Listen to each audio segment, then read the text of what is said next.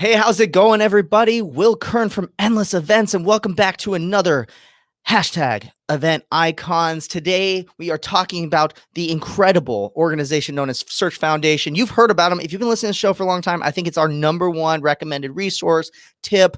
Everybody's always talking about it, and we realized we've never done a full episode on it. So I brought together some of my favorite friends who know a ton about the Search Foundation and are going to give you the lowdown on what it's all about. What do you need to know and how it makes a huge difference in event professionals' lives. So why don't we jump on into it with this week's Event Icons. It's Wednesday at 5 p.m. Eastern, so you know what that means. It's time for another episode of Hashtag Event Icons. Presented by Endless Events. The show where you get to ask the icons of the events industry anything. Just go to www.event-icons.com to ask questions. Our iconic guests will answer them live during the entire show. Before we get started, the more people we have watching, the better the conversation. So please help share Hashtag Event Icons on Twitter, Facebook, and LinkedIn. Just tell your friends to watch at www.event-icons.com. Now, without any further delay, this is Hashtag Event Icons. All right, welcome back. So we got to jump right onto this. We got some special guests, some returning guests, and some new folks that I was surprised haven't even been on the show before because I love these guys so much. So we got to jump right on in and introduce our first guest, Kate Patay in the house. If you have ever watched Event Icons, you'll know she is no stranger to the show. Last time she was on was episode 135 from IMEX America. Kate, how are you? How have you been? I'm so fabulous. Thanks for having me today. You're so welcome. I'm excited for you to share because I know you are a boss when it comes to Search Foundation. So we'll definitely jump right onto it. But we're going to skip the normal question because everyone kind of can go back and watch the previous episodes, see what you've done before and how you got in the industry. But you've been a lot of crazy cool things since you've last been on the show. So give us a quick update. What have you been up to and what you doing today? Oh gosh, flying around the world, speaking, helping people on their brand, their image, their presence, and just having a blast. Can't complain. I love it. I love it. Kate is by far like the branding expert. So if you are having a brand like thought moment, you need help, give Kate a call. She's awesome when it comes to it. So definitely give her a shout. And thanks for coming back on the show, Kate. Thanks for having me. All right. Next person is no stranger at all to me. Bobbi Dutton in the house. Bobbi and I go way, way back. And we might have to do like an Event Brew episode where I tell this whole story of how Bobbi and I met. But for those who don't know, Bobbi is one of the reasons I inspired to start Endless, which was like the big production stuff. And we'll tell that story eventually, but Bobbi's a huge inspiration to me. First starting a company called Groove Boston and now has rebranded into GBM6, doing huge productions. This guy does the craziest, coolest stuff and one of the smartest guys I've ever met in my entire life. And I am so surprised we have not had you on the show. So I'm glad we finally got you here. Bobbi Dutton in the house. Thank you so much for being here, man. Thanks, Will. Happy to be here. Just give everyone a little lowdown into what got you in the events industry and kind of like what got you to where you are today. So that way everyone can see a little peek behind the curtain. Sure. The original inspiration was, what if we take everything that's amazing about the best frat party you've ever been to and combined it with everything that technology can do for real concerts? And all of a sudden we were producing tours with 10,000 plus college students and just lasers and smoke and awesomeness. And it was so much fun. And I really carved out a whole new niche in the college events concert space. Since then, colleges started coming to us and saying, I want you guys to produce shows, but I do want to book these huge artists. Can you do it? And we said, sure. And that's where the M6 came in. So now we're working really closely with colleges to produce some of their biggest traditions every year. Killer. So cool. And if you ever get a chance, definitely check out his work because you will definitely be jealous. And that was what inspired me to want to do it because it was so cool. And honestly, I wish my college parties were as good as Bobbi's were. So thank you again for being here, Bobbi. And thank you for being on the show. Thanks. All right. Last but not least is also not a stranger in any sort of way. Patrick McMichael from Denon and Doyle Productions. Patrick and I met at let's see, like a regional ILEA event 3 years ago or so, and literally broke crab together and ate a ton of crab. And ever since then, realized how much we had in common and similar stories to how we started our companies as well. And probably one of the nicest guys and also the funniest guy you can meet in the events industry as well. Patrick, thank you seriously for being here. And you got to give everyone a little bit of background into what got you to where you are today, because I think it's a very similar story to how a lot of us started our companies. I truly appreciate that, man. I'm super stoked. I'll also tip my cap to Bobby, because when I watched his videos, it was the coolest thing I'd ever seen. So, but I got to say, I started in the industry very, very young. I forgot to finish high school. That's what really happened. And the rest is history. So my business partner and I kicked things off, and I enjoyed performing. I enjoyed leading, and just the community. We're in a cool industry. We still get to affect, right? It's rare that you're in an industry that's small enough that we still have an impact regardless of what discipline. It's awesome. Awesome. I love it. All right. Well, real quick too, before I go on any further too, because I think I'd be curious to know, we'll start with Bobby. Bobby, if you weren't in the events industry, what do you think you'd be doing instead? Flying airplanes. No way. I didn't know that. Oh yeah.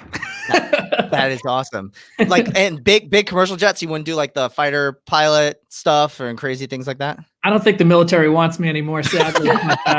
If someone said, yeah, you can get in a fighter jet and all you got to do is drown this basket of kittens, no problem. Let's go. Oh, instead give me the kittens and then I'll let you fly a plane. Oh, I like cats, but I like jets even more. That's the key takeaway. All right, fair enough. This episode is not sponsored by the Animal Protection Agency. Oh my gosh, that's awesome. All right, Patrick, what about you? What'd you be doing instead? I'd be a baseball coach. I'd be coaching ball. I was born in a bat bag. Family comes from the baseball industry and all that good stuff. So very familiar with it. Loved it. Heck yeah.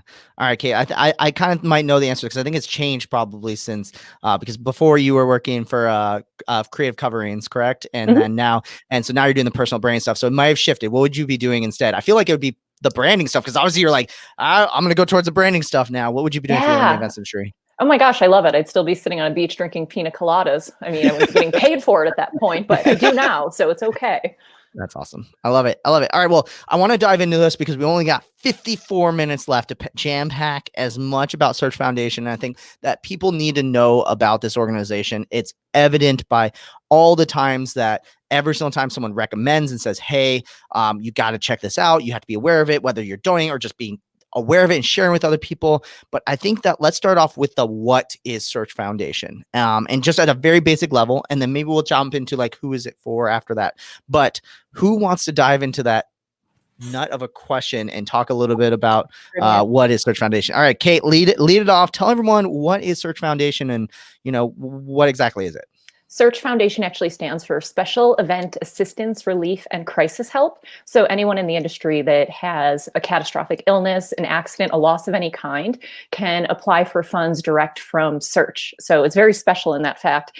And that's why I wanted to jump in because these gentlemen are so knowledgeable about it. And Patrick actually heads up the Crisis Relief Committee. So I'll let him piggyback on that one. Yeah, absolutely. I'm happy to talk to it. It is something that is, it's been a third of my life that I've given to the Search Foundation, and really what it is for me. And I'm being a little hyperbolic here, but I think that for our industry, it's a hug and it's help for anyone within our industry. And it doesn't really matter which discipline you're within. That's really what it's about. It's about helping one another. It's a high five and a hug to a friend. We all need help from time to time. And monetary help goes a long way, let's face it. So for me, it's that it's the give back, and the Search Foundation is a way to pick people up. Yeah, it's a 501c3. It's the only one in the industry that's supported by event professionals for event professionals. So all the funds that we get go straight into the crisis fund. We all volunteer for it, and then they go directly back into our community and our industry. Ooh, and I think it's important for people to understand too, the makeup of the kind of the organization, because I think it's a little bit different too. So like you guys have had past chairs and things like that. Can you talk a little bit about like what makes it up? Because I think also people don't realize too, like how grassroots it feels too, and how, you guys aren't like this big gigantic foundation that has all these employees and things like that can weigh down on costs. You guys are like taking the money and directly giving it out. So Bobby, if you can talk a little bit about the makeup of the organization, kind of what goes into it all. Sure. There is a board. We're all entirely volunteer. So we do meet a few times a year and it's all on our own dime.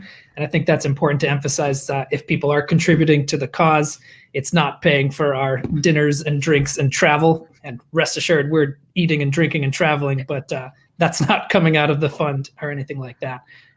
We do have one executive director that kind of helps maintain all of the workflow of things, and that's a huge part of the structure. But for the most part, like you said, it's entirely volunteer driven. And I think that's like super important, especially when it comes to, like you guys are saying, it's like for event professionals by event professionals. Like people don't realize too, like you guys also have regular jobs too. So you guys get like what it's exactly like. I don't know if it's, if you guys are able to kind of hit on the history at all of the organization and kind of how it all started. Do you guys feel comfortable being able to dive into a little bit of the history and where it all kind of came from? I love that question. Thank you for that.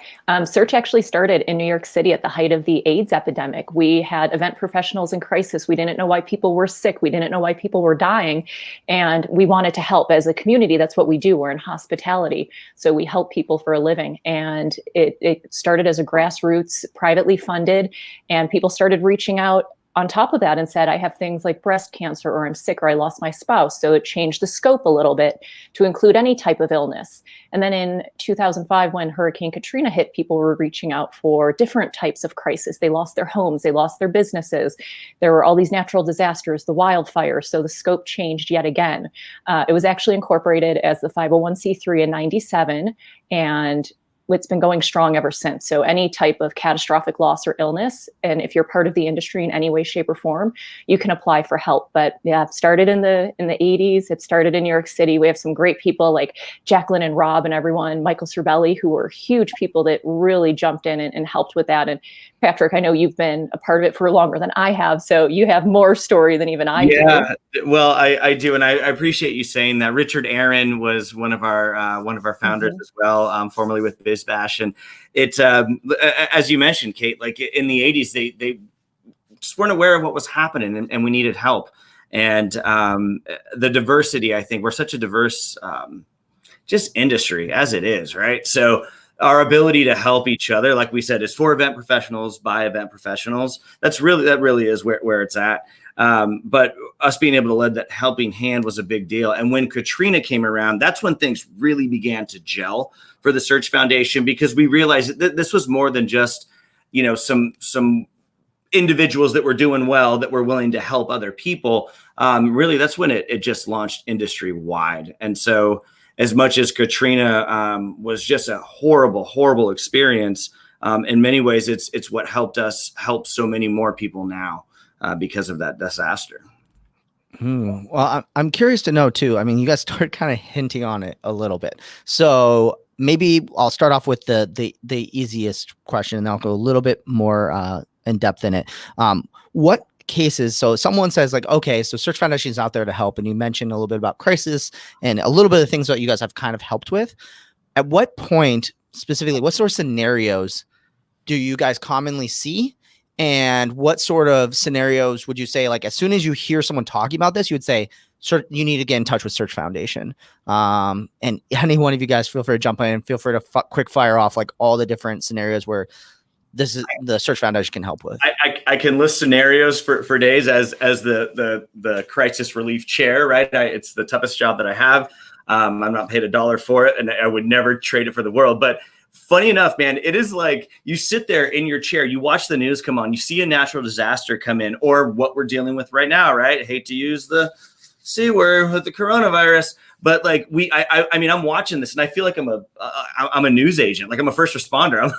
I'm already on, and we're like, guys, high alert, like something's about to happen, and we're going to start receiving cases. So it does run the gamut. And I mean, Bobby, you've seen cases come by, and you read one just the other day for us to help out. Yeah, I mean, I feel like in general, the times where we can really shine for people and come through when they need us most is when people are just overwhelmed and buried from these scenarios, and they're like, they're lost, they're struggling. It's not a matter of, oh, I got to do these 5 things and I'm back on track. It's like, I don't even know how to get moving again right now. That's when we really shine, and we come through with quick results. And all of the cases are anonymous too. People apply and they're vetted, make sure all the information's there, and all of the information's redacted. So it goes to the crisis committee that Patrick heads up, and they score it on a rubric. So it's not of who it is or who you know at all. It's truly based on that level of crisis that they're in at that point in time. Okay, so you mentioned this rubric. Are you guys able to share publicly a little bit of information on how you guys kind of score? I know that's like, like every scenario you have to be really careful of which you're evaluating it on, but I don't know if you guys are willing to publicly share a little bit of information on it at all. Kate, do you want to take that one just to start off? Yes, I will. Yes. So like we said, there's a rubric. You've got to meet certain criteria, prove that you're in the event industry, things along those lines. All of that's online. You can actually see it at searchfoundation.org, how you apply for crisis help. And you have to provide backup documentation, not just an Excel sheet or something along those lines, but truly show the crisis. And like we said, that's why everything's redacted, so that we don't know who it is. No one on the crisis relief committee has any idea who these people are, but it goes through the executive director to ensure that they truly do meet all of the criteria to be in crisis, whether that's a natural disaster, an accident, or some sort of medical catastrophe. Wow. And I think that's like shows how serious you guys are about making sure that you're getting it to the right people as well, because I think that's always one of the biggest worries about, foundation. Where's the money going, and is it going to the right people and really helping them out? But like showing that you guys take this very, very seriously, I think shows like the level of commitment that you guys are really putting into this. So I'll kind of pivot into that a little bit. You talked about people in the events industry, and you kind of like really briefly mentioned who's exactly it for, but who is this for? Is there anyone that you're like, this might not be a good fit for this in some ways? Because at some point too, you guys also have to say no in some ways. Who exactly is this organization for? And I just want to make sure I clearly get that one across, because I think it's so awesome. It's catering, meeting, event, and hospitality professionals is in our mission statement. So if you fall within that in any way, shape, or form, we obviously don't give out details of any cases, but people have been willing to share. We've helped, for instance, there was a driver for an event production company that needed crisis relief. So it doesn't matter what your role is in it. You can be the CEO or you could be the busboy. If you need help, if you're in our industry, that's what we're there for. Well said, Kate. Yeah, that really is where it falls. Any aspect, any discipline within the special events industry, that live events industry, again, it does not matter where you are, where you sit within that chain of command.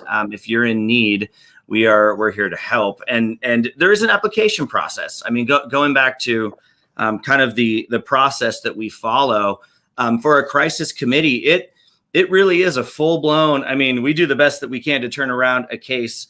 To the letter of the law, it's supposed to be in about 10 days, but we're trying to turn them around in like 72 hours for someone that's written in. So those cases are vetted, and we ensure that this individual is qualified and there's somebody from the special events industry. But if you fall within it on any level, we're here to help. I mean, that's really the truth. Yeah, one public-facing stat that I think is really important is that it's usually just a question of whether it's qualified, and we do have a responsibility to process to manage this money carefully and give it to the right people. But assuming an application was qualified, we've funded 100% of the qualified applications, right, forever, which I think is really important to emphasize. Wow, that's incredible too. I mean, like how many foundations can really say like they directly for sure helped every person that said they needed help that was qualified? That's incredible for sure. I kind of want to pivot into a little bit of story time, because I think this is going to take up a lot of the episode. And I think stories are important when it comes to that, right? Like whenever you go to a nonprofit gala dinner and things like that, they always bring people up on stage and say like, tell your story. And I know you guys are full of stories, and I'm sure we can bring on people as well. Like I'm sure if you stick your hand out in the event center, you're going to know someone who's been touched by it. But I'd love to hear directly from you guys, stories that you guys have, whether directly personally affecting you or, ones that you guys are able to share of case studies that you guys have. Any sort of stories about people, how this organization touched you, because you guys are obviously board members now. You're volunteering time, as Bobby said, flying across the country to have these meetings and taking money out of your own pocket. I'd love to know like what got you guys to almost to the point where you guys are committing the time into it. And maybe we can dive into that a little bit deeper when it comes to how to get involved. But what sort of personal stories do you guys have about how you've been affected and how Search Foundation helped, or someone that you know really well? So Anyone? I'm you going to guys? let Patrick go first because he is the closest to this. I'm putting you on the spot, dude. It's all good. No. I do have plenty of story when it comes to this. And in regard to touching me personally, before I really began to get involved with search, there was a gentleman that owned a company that spoke publicly in front of the Search Foundation, and he had a disc jockey company. My company started as a DJ company, and they were driving a truck, and they got into a car accident, and it was terrible. The passenger, her leg wrapped around the back of her head because of the way she was seated. It was terrible, really, really gnarly. And in that moment, I was like, oh my gosh, that could have been any one of my people, the people that I depend on, that I love, that I need. And Search Foundation jumped in and was there for them immediately. So that's, a little bit of a darker story, but they got up there and they shared that publicly with everyone. And it was so valuable to me when I saw that, because I felt like there's something that I could do, and this is something I can be a part of, and something I can volunteer my time towards, and really volunteer my money towards, right? I can give funds to people that I know that I understand are in need of this, that are within our industry. So that was a rough one for me, but that really is part of my why, when it first started. It was gnarly, but it was LA, it was California, it was my discipline, my industry. Yeah. Wow. I can jump off of that with the why related thing, because I think that's super important too. We went through some interesting company stuff years ago just to reestablish what's our why, what's our how, what's our what. And what we kind of arrived at was, we're here to make people happy. That's our mission. We generally do that by producing legendary events, which is awesome. And that's most of what we do from 9 to 5 or 9 to 4 in the morning, as the case may be.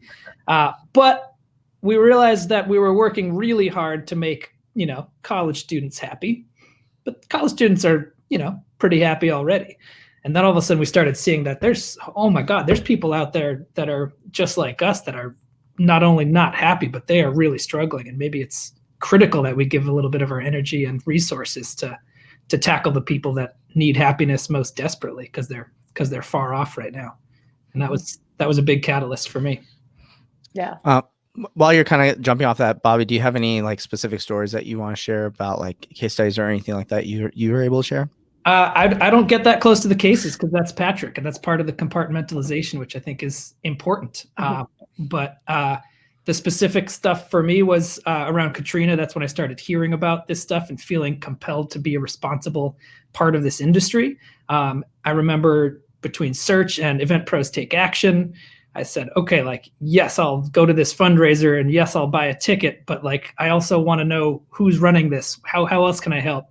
I went to New Orleans for a couple of years and built stuff and cleaned stuff and got really hands-on, and it felt good to be proactive, because I can't say I'm here to make people happy if all I'm doing is blasting music at college students. Totally.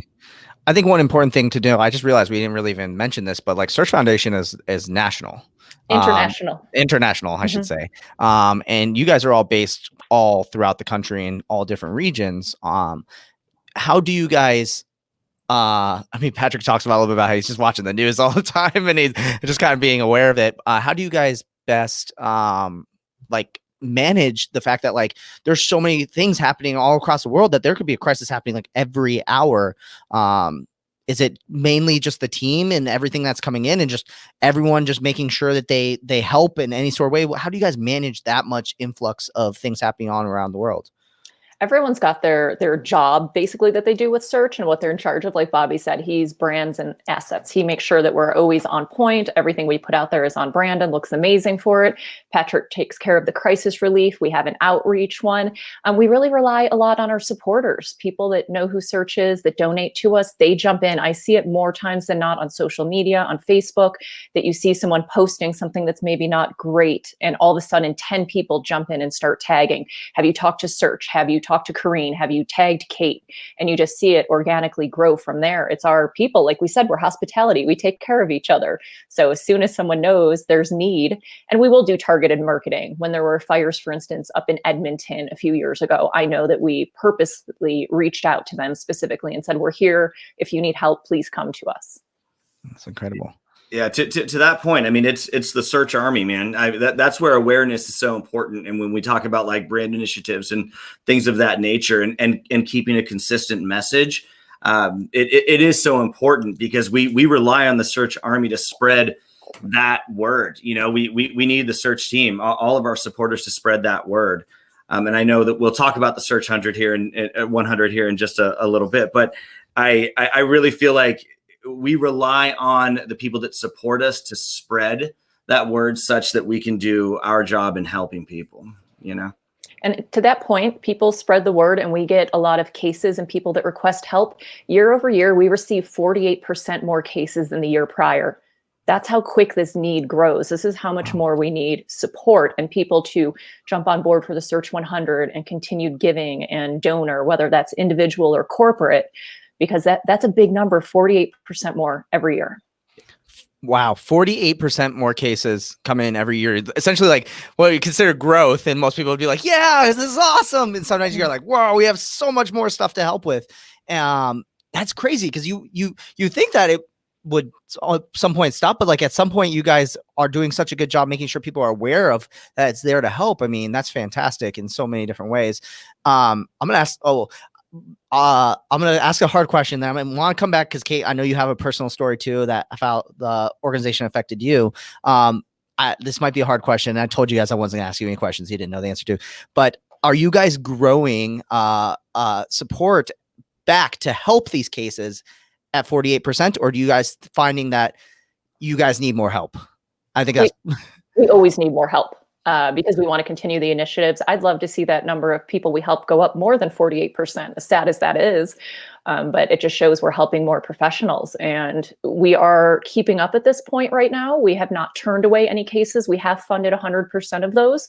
But if it continues to grow, we need to keep growing these programs and getting word out and getting people on those continued giving and donor programs and attending the events. Those are some of our big fundraisers, the chapter support, the events like at TSC and Cater Source, and getting people in the door. All those ticket proceeds go straight back to that crisis relief fund. That's incredible. I'll come definitely back into how people can help, because I think that's going to be one of the big important parts of it too. But before I do that, Kate, do you want to share a personal story related to how search has affected you? Well, I'm going to be frank. I was actually voluntold I had to go see what search was a handful of years ago. Because isn't that how we get involved with every organization in the industry? Someone voluntells you this. So I went to my very first event and someone told me the story. They were actually affected by it, and she had breast cancer and received help from it. And at the time, I had just received word that my mother was in remission finally. So, I'm going to get like teary over it. It spoke volumes to me. I needed to hear that at that time. And just knowing that who we were helping and how we were helping them, I just stood there. It struck me. And I was like, how do I get involved? What can I do? How can I give back to it? That's incredible. So I think that's a great jumping off point, because I think if someone is watching this right now and they're not like 100% hell yeah, I need to get involved with this and help this out, maybe we need to send them, you guys personally, to go talk to them at this point. But if someone's out there and they say, this sounds incredible, like how can I help and how can I give back? You guys have so many epic, amazing programs. Maybe if each of you guys want to kind of just quick fire off one and kind of explain deep into that, and we'll just kind of quick fire around. But you guys mentioned the Search 100. And so maybe it sounds like a branding thing. So it sounds like a Bobby thing might be able to help out. Bobby, can you explain what the Search 100 is? Oh, great question. Well, thanks for asking. Yes, the Search 100 was created directly as a response to this increasing need. Because with the growth of the people that need help, we can only have so many parties. We can only sell tickets for so much every year. We needed something that was sustainable and growing and really contributing to the money coming in to help us continue to fund these qualified cases. So the Search 100 was created by our last chair, Aaron Kaufman from Fifth Element up in Canada. And it was a really cool opportunity to allow ongoing donations on a monthly basis. So it was originally 100 slots, and we said, who are the 100 people that can step up and give $100 every month indefinitely? And we've filled those slots since and actually grown beyond the 100 mark. And if you crunch the numbers, that's directly funding a lot of new cases all the time, which is incredible. But touch on too, Bobby, that we've grown that this year. The 100 is not only just 100, that's the kind of threshold to entry for it. If you're giving $100 a month in perpetuity, you're part of the Search 100. We have companies and individuals giving 200, 300, 500, even $1,000 a month. So but anything counts. You can do any type of recurring payment too. We have students that reach out that say, we want to help. What can we do? They might have $5 or $20. It counts. Worth mentioning too, I feel like in addition to the obvious, search needs money because people need money. There's something to be said for being on the 100 or being a contributor with a one-time donation because, for me, I come from this world where a lot of people see, DJ parties, that looks like some drug-induced dark negative thing. And I'm like, no, I'm a professional. I work. I got to pay the mortgage.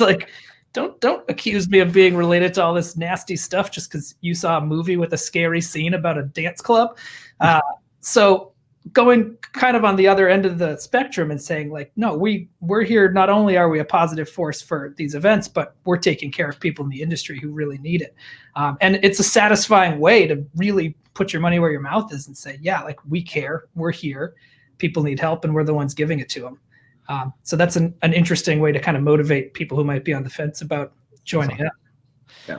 So you have this Search 100, which is kind of the minimum threshold we want to say is like a requested amount is $100 a month. Anyone can join. You guys are pushing past the 100 people mark, which is fantastic. You can do more, everything like that. I'm gonna do the obvious one. Can someone talk a little bit about maybe like large scale gifting and maybe like corporate giving level gifts that usually ends up happening as well? Yeah, we do have support from a lot of chapters, which I'll let Patrick touch on that, the different organizations and that we work with. Do you want to do that? And then I'll jump into the event. Absolutely. And you can speak to the event side of things. We have a couple of different companies that are very, very kind to us. I'm going to call Jerry out, Jerry Hellman with AFR and his colleague even at Court Furnishing. I mean, it's a bipartisan thing. They reach across the aisle and they both give, to the tune of $10,000 and more each year to the Search Foundation. And there's individuals that are giving that and more throughout our fiscal year, if you will. So that's happening constantly. And that's just a general give that we see from large corporations. And let's face it, how large are we, right? I mean, we all still, to some extent, we're still small businesses. We're still family in many ways. So there's that side of things. And I think that that's a big deal. And then also just your general, actual donation that you can give when you're on site at an actual event itself. Or online. I mean, we have a fantastic portal online where people can just give whatever it is that they have. And I have a story about how I started my first voluntary role. And that was with the search pin. And I know it sounds silly, but it's not hard to do. And it was $25 to get yourself a search pin. I can't tell you how many search pins I have. They're the little hearts that that you see on the lapels everywhere. And I leave mine at home on purpose anytime.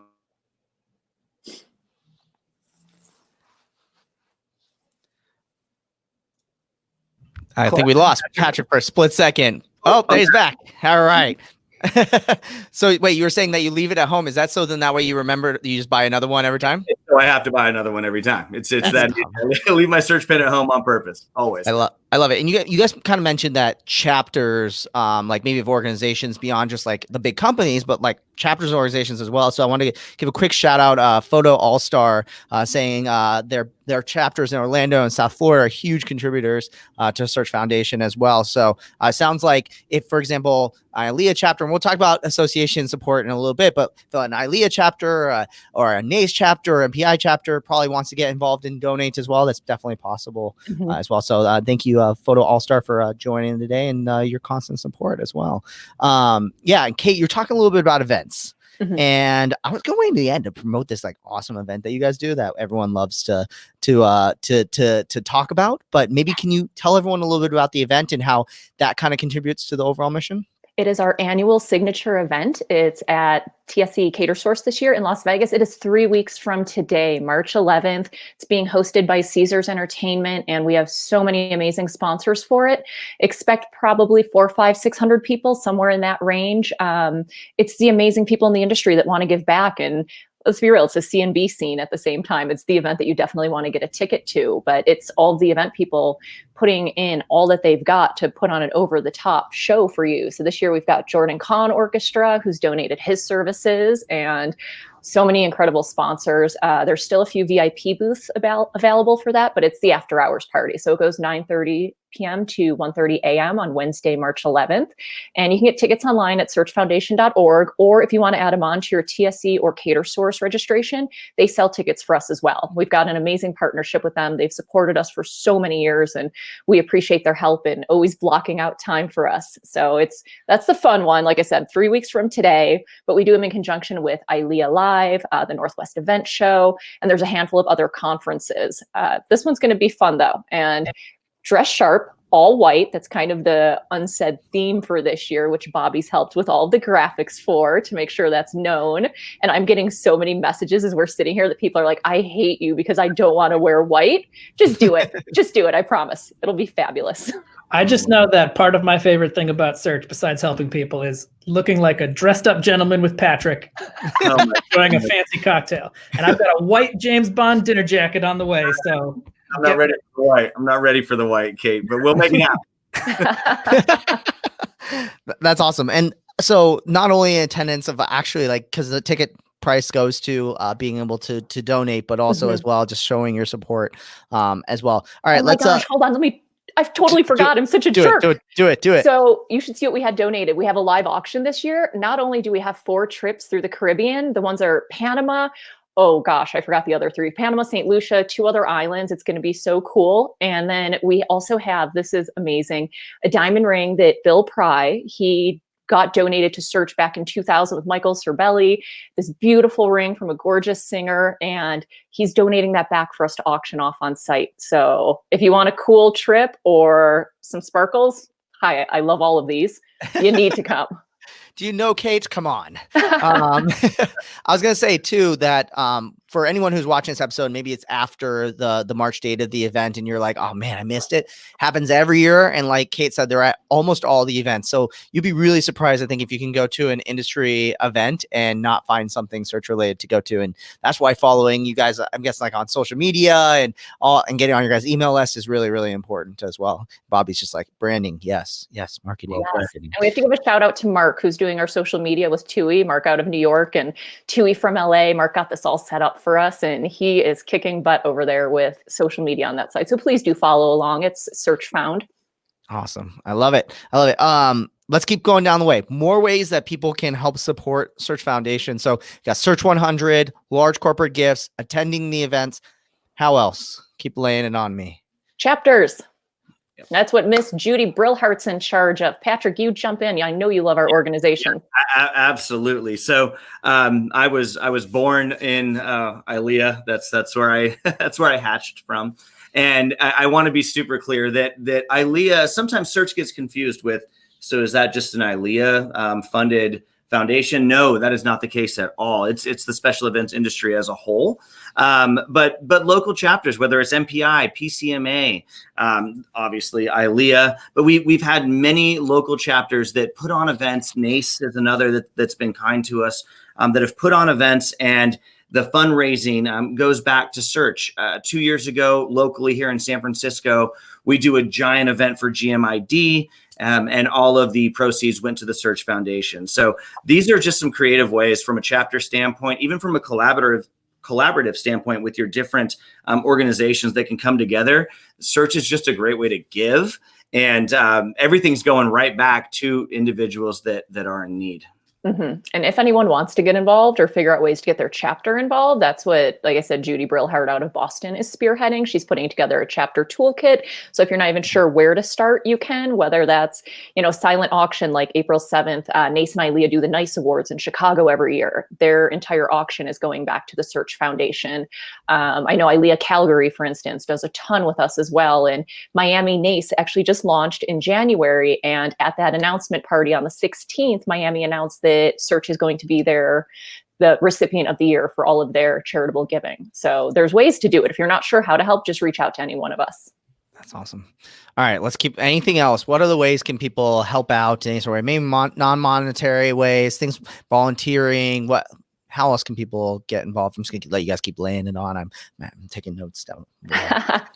We always need help. Gosh, volunteers, joining the board, joining committees. We're going to look to get some more committees going this year and just have more boots on the ground and showing up at the events and getting word out there for people. That's really the big deal.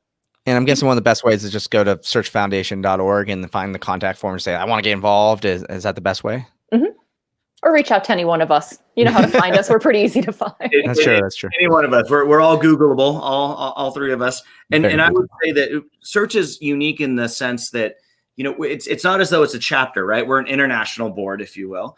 And so it's important that people understand that we do need some boots on the ground. If you know that a search event is coming to town, or something's being put together, we would love nothing more than for some people to reach out and be volunteers for us that are there. At a local chapter level, it tends to be a little easier, right? We're all in the same town. You can tap someone on the shoulder and say, hey, I need help. I need you on this committee. As an international, foundation, it can be a little bit tougher for us when we're traveling from one place to the next. So any help is greatly appreciated. And again, just reach out to the three of us, reach out just via the website. We would love to have some more hands. I love it. All right. I'm going to ask, I know I keep asking you guys really hard questions, but what sort of stuff? So obviously I think we talked about monetary, you need more volunteers. Maybe a chance for you guys to talk. What are your guys' kind of like worries for the future for the organization? Like things that you're like, we need help with this. That's more than just a volunteer, or what the future of this looks like. Or maybe even now, let's go away from just worries. I think that's always sometimes negative, but maybe something you're excited for too in the future. But maybe just talk about, where you need help with, what sort of stuff in the future, what do you have people to look forward to, or you guys need help with? Kind of leave that one nice and open-ended for you guys. Well, that 48% keeps coming back because it's exponential. After 4 years of engineering school, I can say that problem's only going to get a lot worse in 10 years. So programs like the 100 and the higher levels of that are super important. It all really does come down to money and the money that comes from spreading the word and these other volunteer efforts, just to stay ahead of these things. It's been cool to see it grow. There were holiday parties, for instance, that we were getting emails from people down in San Diego, for instance. Mariana had sent one and said, we all got to choose a charity that we wanted to support this year through our company. They'll match whatever we give. And they did a giving tree, and all of that came directly back to search. So it's, any creative way to help spread the word and raise funds. Like we said, it all counts. And Bobby, I'm going to let you stick with the math and those percentages, that 48%, because I'm not the math manager and I know that about me. But it all matters as long as we can get people out there and talking it up and getting them involved. And once someone shows up to one event, they tend to be at every single one moving forward. You don't want to ever miss one after that. That's awesome. I like it. Patrick or Bobby, go ahead.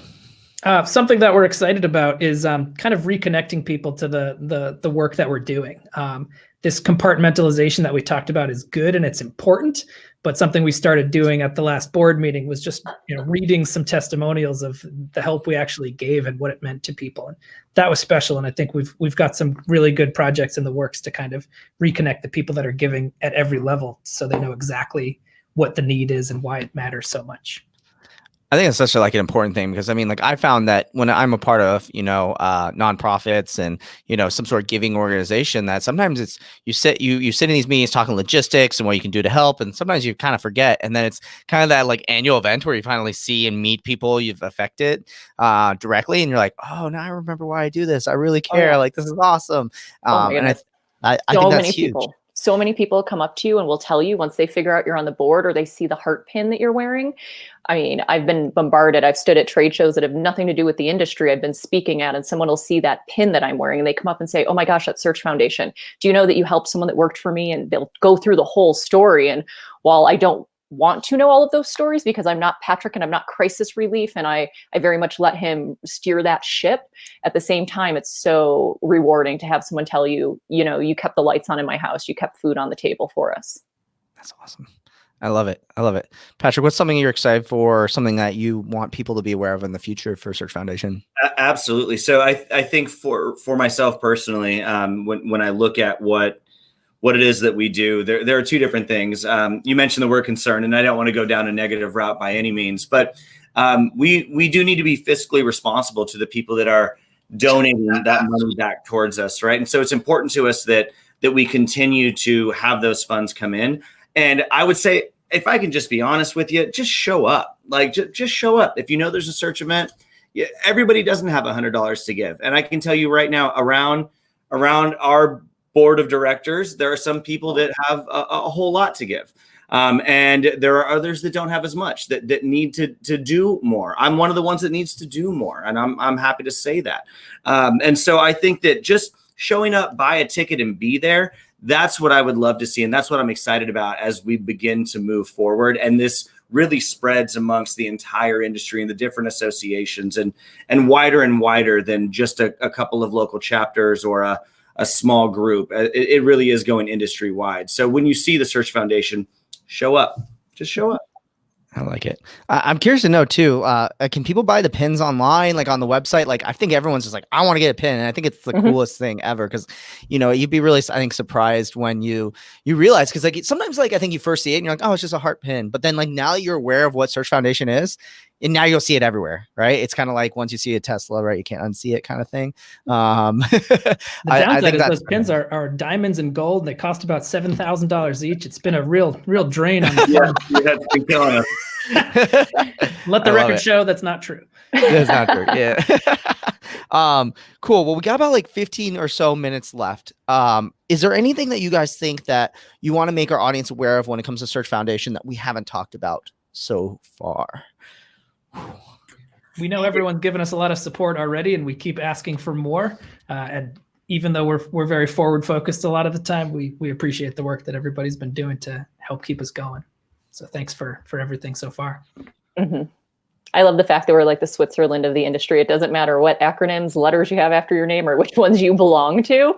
You're part of Search. Like, once you're in, you're in. Patrick's going to jump you in, and you got to get a teardrop tattoo and all kinds of good stuff. That's how it works. Let's take a look at my wall back here. And Most people didn't know that Search was an acronym, myself included, recently. Totally. It is. It's awesome. And if you want to come up with creative guesses on what it is or should be, that would be fun. So wait, didn't you say at the beginning of didn't we say it at the beginning of the episode? Okay, cool. Well, there you go. They're like, wait, there's an acronym. Like, oh, I guess now you're gonna have to re-listen the entire episode from the beginning, everyone. Patrick, what about you? What sort of stuff do you think that people need to be aware of that we didn't talk about? We didn't dive into process so much, and I just want to give everyone a heads up that there's a lot of thought that goes into what's happening when these applications are looked at.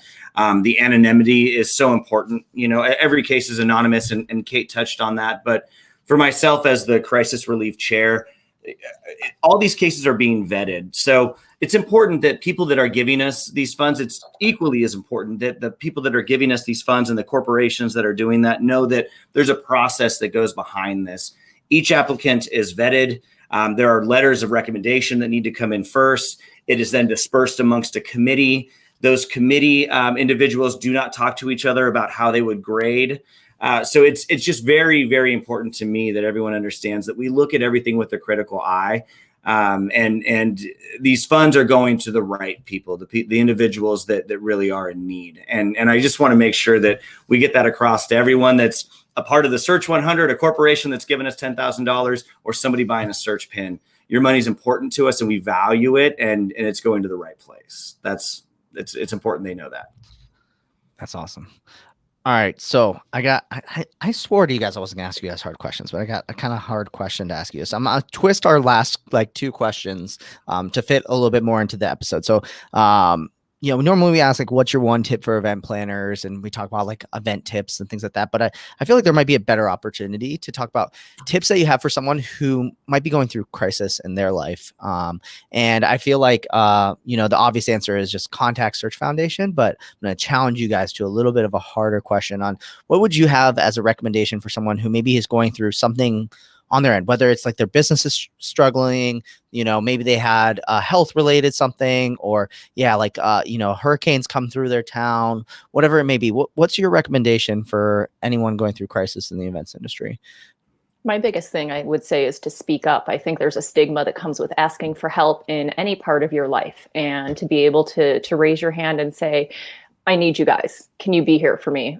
Whether that's your close circle of friends, whether it's the Search Foundation, whether it's just someone in the industry or someone that can help you, grow your business in some way, or meet the right person to open that door. I just had an amazing conversation. I was down in Orlando, and I'll call him out on it because he's such a great supporter of Search and helps us so much.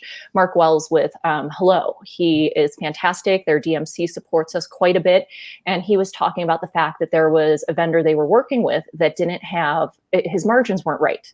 And while Hello was getting an amazing price point for the services, it wasn't actually fair to that vendor. And there was no way he was going to be able to continue on and grow his business or even keep the doors open at that point because he just so badly wanted to work with them, where he was discounting it down to. And he was the person that stood up and said, you can't do this. And I know that we're getting a really good price point, but that's not right for your business. So to just know that the right people are out there and work with them and find them and surround yourself with really good people. And if you need a hand, just ask. Someone will reach back out, I promise. That's incredible. I think on a different note, there's a lot of people who aren't necessarily experiencing actual crisis, but like to talk about how stressed or busy they are. I think that's kind of a problem in our industry right now. And all of us can relate, I got 15 emails since this meeting started. My phone keeps dinging and I'm falling behind on everything. And it's the top 5 most stressful jobs in the world. And that's, focus on what's important, engage with the community, help the people that really need the help, and manage your time in a way that's not only getting yourself in a good place, but getting help to the people that actually do experience the crisis for real. That's incredible. I do want to give a shout out to one of our Event Brew episodes where we talked about why people need to stop using the word busy. So yes, preach. Mm-hmm. Thank you. I'm so glad you said it because I was just about to drop that on you. I have not told anyone busy since I watched Bobby speak. Bobby nice. And now I'm making a point when Bobby's like, how you doing? I'm just like, yeah, I find something, but I'm not busy. It's because I say, how are you doing, Patrick? And then I stare daggers at you. Hell yeah. That's awesome. Patrick, what about you? What's your one tip for anybody? Yeah, I'm gonna take a angle that's a little bit different. One, from the standpoint of don't be afraid to remember that our reach is vast, right? Whether it's whatever alphabet soup. I've called plenty of people when I've had a tough time within my own business. I've called people when I've had a tough time that I've known that are across the country because I know it's not going to necessarily creep into my market. So like Kate said, don't be afraid to reach out. But another angle that I want to give you is that from the Search Foundation standpoint, you don't need to be the one that's the applicant. You can apply for somebody. So if you know someone that's in need and it's a tough place to be, it's okay to apply for them. And you can do that. You can apply for an individual. You can write everything up, and we will eventually need proof, of course, and you'll need to furnish that proof. But it's all right to ask for help, and it's all right to help lend a hand, right? So don't be shy is my biggest thing. We've all been there. We've all been down.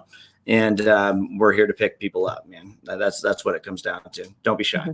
That's what I think most proud of with this group is there's no egos here. There can't be. We're all in this for the right reasons, and that's why it's successful, and that's why it's working and growing the way it is, because it's not about any one of us. It's about all of us as a whole.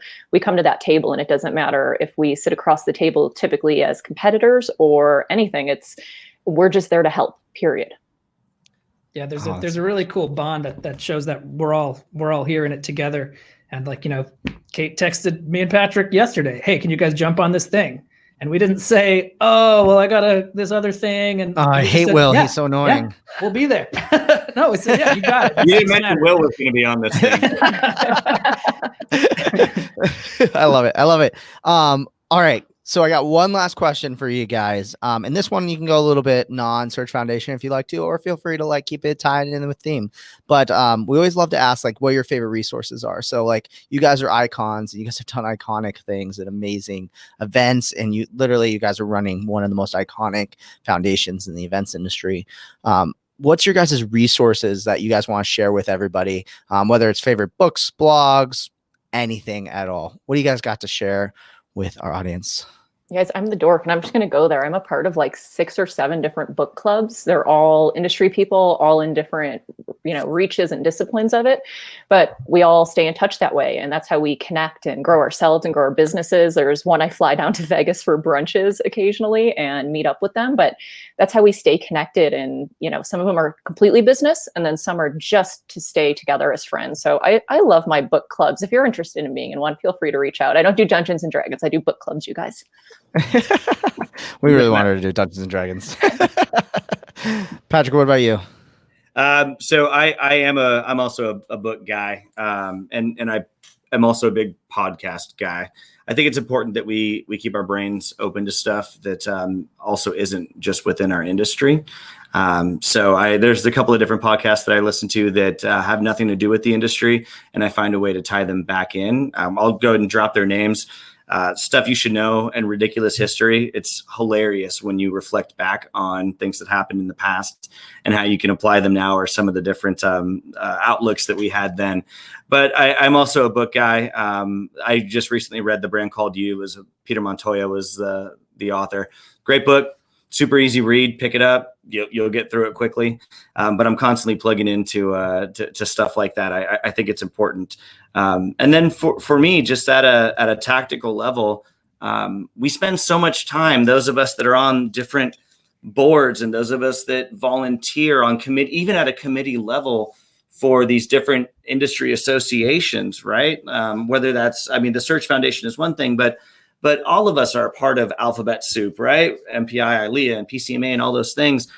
I think sometimes we forget to take a step back and utilize them from the standpoint of guidance and sounding boards. So I do that often, and maybe I drive people crazy with it, but I will call people that are in my same position across the country, just to chat with them, and you'd be surprised how happy they are to talk and give feedback. It's an awesome thing. So if you're involved with anything like that within our industry, utilize it in that way. Think of different ways to use it. Is that Ridiculous History that you said? Oh, yes. Okay, because I like Drunk History, and I tend to do my own versions of Drunk History, but now I want to see Ridiculous History. I've got stories. We've stolen champagne bottles, Kate. Anyways, moving on. I gave her glass back like a month later, okay? Sorry, Joanne. Love you. All right. Bobby, I think you're last but not least on some resources you got to drop. Yeah, my resource, I'm going with a simple one because I think it'll help people more than they realize. The Google Calendar 2-week view. It's a custom view you got to set up, but you're looking 10 days out. You should be looking at it all the time. This week should always be fully dialed in. Every working slot should have a plan. Next week should have a pretty solid shape, but a little bit of space to react. If you're not doing that, you're not as busy as you think. Since I became more aggressive about time management over the last few years, I've found myself having more productive days, getting more done in a day than I used to in a week. So I think this busyness plague that a lot of us are struggling with is about using the tools that we already know and love wisely. 2-week Bobby's view, an amazing speaker that you can hire to come speak for any organization, and he will captivate your audience. They won't be able to look away. He'll get their rapt attention and tell them all about how to not be so darn busy. Thank you. He pours the mean kettle one too. All right, guys. Well, I think that's going to wrap it up for this week's episode of Event Icons. Real quick, if you guys can give a quick shout out to where people can check you out, follow you, contact you, all that sort of stuff, whatever you want to share, and maybe a little bit about also any call to actions for Search Foundation for you guys as well. Kate, do you want to lead us off? Go buy those tickets for March 11th, or just donate if you can't be part of it. We'd love to see you there. Follow us at Search Found on Instagram, and just search Search Foundation on Facebook. And then if you follow me, you'll get spammed like crazy from search stuff that I put out consistently, as well as reposts of Taylor Swift. And after 7 p.m., lots of cursing, because that's when I start drinking wine. There's so much Taylor Swift on your Instagram. It's absolutely crazy. So I will test that. I'm not sorry, actually. I'm not even a little bit sorry. No, that's awesome. But I also love Wu-Tang Clan, and I know every word. So does that balance it? Yeah, Okay. Basically. Okay. There you go. Patrick, what about you? Where can people follow you? Any calls to action for Search Foundation? Yeah, absolutely. I mean, just hit the website, searchfoundation.org, and search Found on any of the social medias. We'd love to have you guys follow us. For myself personally, you can't miss me, DJ.com. You'll find me there. I love it. I love it. All Nice. right, Bobby, lay it on us. For search stuff, think about joining the 100. It's not about having extra money lying around. Nobody has extra money lying around. Just do it and you'll feel like a philanthropic badass and it's worth it. So think about it. Personal stuff. I'd love it if people could check out gbn6.com and watch some videos. And if you are interested in these speaking things, I've got a lot to talk about at gbn6.com/sessions. That'd be great. Love it. Awesome. I also want to give some shout outs to some live viewers we got in the house right now. If you're not watching this show live right now, shout outs to one of our favorite people, Nick Borelli, who was really excited that Patrick was on the show and then realized that Kate and Bobby were on as well and got really excited as well. Also shout outs to Susie Tell for joining as well, saying Kate Patay is the jam. Also Tiffany Rozier, aka Photo All-Star, for your question as well. And everyone else who joined and left comments down below. The best way to enjoy the show is live, even though we record it and you can get it on your favorite podcasting platforms. Live is where it is at. Man, there's so much stuff to talk about. If you are watching the show on your favorite podcast platform, leave us a rate and review because we really appreciate finding all out about it. And, to be honest, if this is your first time watching Event Icons, I really hope you head to event-icons.com and subscribe because that's where you're getting all the emails and special content. We have a exclusive invite to our Facebook group as well, which I'm sure we're going to throw some Search Foundation info in there as well to get everybody to join at TSE as well. And at all the call to actions that you guys said, go do it. There's no excuses, guys. Like whether you're a college student, you got $1 to give, or you're a big corporation, you want to get on board as a large group donation. Whatever it may be, you guys, they are awesome. Search Foundation is fantastic. Kate, Patrick, Bobby, thank you so much for being on the show today. It's so fantastic. I couldn't believe that we hadn't had two of you guys on the show yet, but now I'm sure you guys are going to be regulars. Thanks to everybody for listening. This has been Event Icons. Get ready for the next episode every Wednesday at 5 p.m. Eastern, and we'll see you next time on #EventIcons. See you guys later. Thank you for joining us for another amazing episode of #Event Icons. To catch all the bonus content, resources mentioned, and an invite to our Facebook and LinkedIn groups, Head to www.event-icons.com. Also, let us know what you thought about this week's episode. Share your biggest takeaway. Just tag your post with #Event Icons. We'd love to hear from you. Thank you again for joining us. We'll see you next Wednesday at 5 p.m. Eastern, right here on #Event Icons.